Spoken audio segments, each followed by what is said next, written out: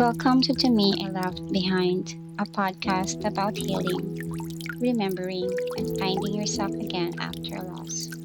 My name is Cindy, and I created this space not only to share my journey, but to help you reconnect with the parts of yourself that may feel lost. In my last episode, I talked about fear, how death had always been something I was afraid of. But losing my husband made that fear even more overwhelming. I feared for my children, for their future, for the unknown that lay ahead without him by my side. The weight of that fear was suffocating, making even the simplest moments feel fragile, as if life could shatter in an instant. But as time passes, I am learning to carry the fear differently, to lean into faith, to trust that I am not walking this path alone. But if fear made me feel unsteady, grief made the world unrecognizable. It turned ordinary places into painful reminders, places I no longer want to be.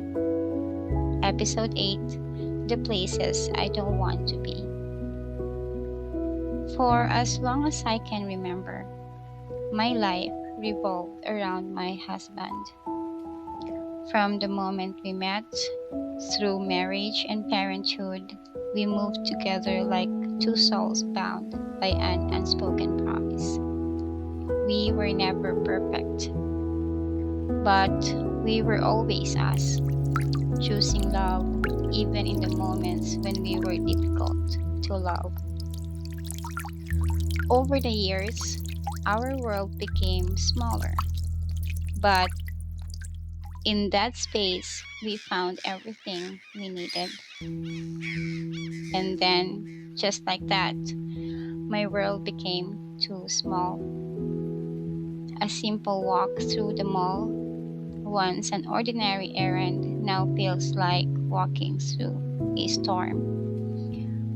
When I pick up food from our favorite restaurant to bring home to our children, the weight of missing him presses down so hard that I break. I would suddenly feel the lump in my throat, the sting in my eyes, and the unstoppable tears threatening to spill. I wonder if the world around me sees the sorrow I carry, but I try to hide it. I don't want people to ever think that I have a problem, because this isn't a problem. I am grieving.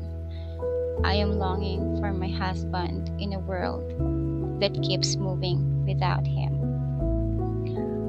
Then there is church, the one place that should bring me peace, but instead brings a deep ache that makes it hard to breathe. My faith remains unwavering, but grief has reshaped it, made it feel different, unfamiliar, incomplete. Since my husband passed, I have barely been inside the church. In the early days, I went for prayers, for masses held in his name, but beyond that, I have only returned twice. Now, I listen to Sunday Mass online because it feels more bearable that way. The reason? Because every Sunday, we stood side by side, his hand in mine, lifting them together as we sang, Our Father. That small moment, so simple, so routine, now feels like a sacred wound.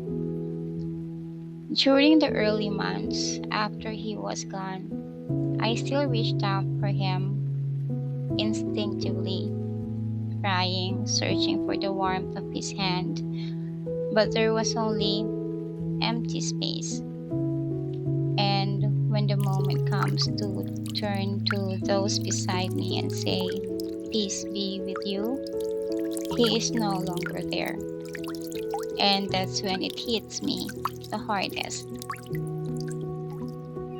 because he is not here to wish me peace. The one person who made me feel safe, who healed the moment with a gentle squeeze of my hand and a soft kiss during prayer, is gone. Some people say I can hold my children's hands instead, and of course I do. But a spouse's touch is different. The love shared in that space, the silent understanding in a simple grasp of fingers, is irreplaceable. I hope that the world understands the difference. Grief does not wait for the right time or place. It arrives unannounced, seeps into moments that should have been simple, and turns the most familiar places into foreign lands. But when grief and sorrow comes, I no longer fight it. I no longer try to silence the sorrow when it rises. Instead, I close my eyes and remember being with him, savoring every single detail of the memory like a fragile piece of glass. I do not push the tears away. I let them fall freely, because I have to come to understand that grief is not just sadness. It is an overflowing love, true love, that remains. I have learned to embrace my grief, to let it breathe, to sit with it when it comes instead of trying to lock it away. Grief is love in another form, and love deserves to be felt. To those carrying the weight of grief, I hope you give yourself grace and compassion. I hope you allow yourself to break down wherever you are, whoever you're with. Allow yourself to miss them in places where they are no longer seen. And when the time comes, I hope we also find the courage to step forward, to reclaim the places that once brought us joy and peace. I am not fully there, but I'm trying. Not because I want grief to be gone, but because the love remains,